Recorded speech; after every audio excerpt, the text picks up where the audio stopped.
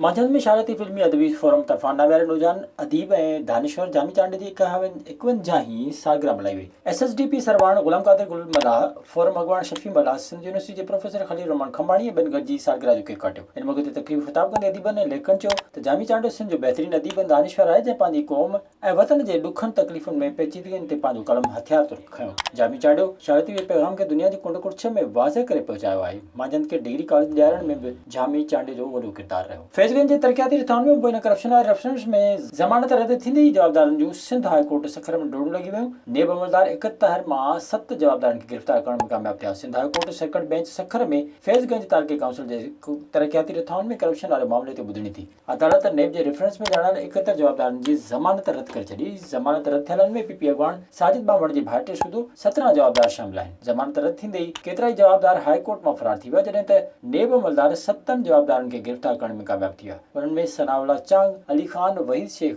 रहमतुल्लाह शहजाद भुट्टो शामिल आहिनि। खानपुर ॻोठ हाजी ग़ुलाम मोहम्मद बिरोही में बिरोही बिरादरी जी ॿिनि धुरनि में टेप वॾे आवाज़ में हलाइण ते झेड़े दौरान फायरिंग ऐं गोलियूं लॻण सबबि हिकु औरत समेत 3 ॼणा क़तल थी विया। माजिवालनि में बख़त बीबी, कुतुबुद्दीन ऐं ज़ामत बिरोही शामिल आहिनि, जहिड़े ते केतिरा ई ज़ख़्मी थियण जा इतला बि आहिनि। फौतियुनि ज़ख़्मियुनि खे ॻोठाणे प्राइवेट गाॾियुनि में खानपुर अस्पताल पहुचायो, जिते फौतियुनि जी लाशुनि जो पोस्टमार्टम कयो वियो, जॾहिं त ज़ख़्मियुनि खे तिबी इमदाद ॾिनी वई। ओॾा इतला मिलण ते खानपुर पुलिस वाक़े वारे हंधि पहुची जहिड़े खे रोकराए वधीक खूनरेज़ी थियण खां बचाए वरितो, जॾहिं त खानपुर अस्पताल में इमरजेंसी जहिड़ी सूरत हाल आहे। हाला जे मसरूफ़ तरीन इलाइक़े तालिबुल मुला कॉलोनी में नावालूम चोर ज़मींदार अहमद अली पाटोली जो घर ॿुहारे विया। नावालूम चोर घर जी छित टोड़े घर में पियल 20 लख रुपया कैश ऐं लखे रुपयनि जा क़ीमती सोना ज़ेवर चोरी करे फरार थी विया। घरधणी ज़मींदार अहमद अली पाटोली ॿुधायो त गुज़िरियल राति हू हैदराबाद डॉक्टर खां तिबी मुआइनो कराइण विया हुआ। जॾहिं वापसि थिया त घर जा दरवाज़ा टुटल हुआ ऐं घर जी छित बि टुटल हुई, जंहिं ते हू परेशान थी विया ऐं जांच करण ते ख़बर पई त अणॼातल चोर अलाह ताला ॿुहारे विया आहिनि। हुन मुताबिक़ कयो त चोरी में मुलविस जवाबदार फौरी गिरफ़्तार करे रक़म ऐं सामान वापसि करायो वञे। विज़िट कयो अवामी आवाज़ मीडिया ग्रुप जी वेबसाइट